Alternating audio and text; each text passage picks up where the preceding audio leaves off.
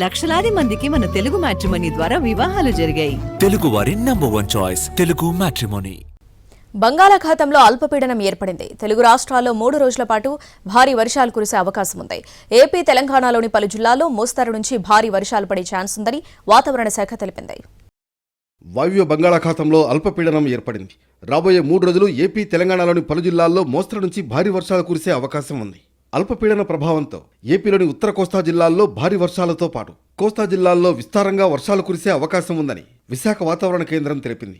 విజయనగరం, పార్వతీపురం, శ్రీకాకుళం జిల్లాల్లో భారీ వర్షం కురిసే అవకాశం ఉందని, గంటకు 50 నుంచి 60 కిలోమీటర్ల వేగంతో ఈదురుగాలులు వీచే అవకాశం ఉందని చెప్పింది.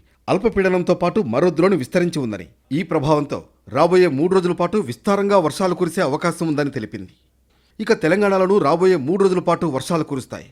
వాయువ్య బంగాళాఖాతంలో ఉత్తర ఒడిశా, పశ్చిమ బెంగాల్ తీరంలో సముద్ర మట్టానికి 7.6 కిలోమీటర్ల మధ్య ఏర్పడిన ఉపరితల ఆవర్తనం ప్రభావంతో తెలంగాణ వ్యాప్తంగా పలు జిల్లాల్లో ఉరుములు మెరుపులతో కూడిన వర్షాలు కురిసే ఛాన్స్ ఉంది.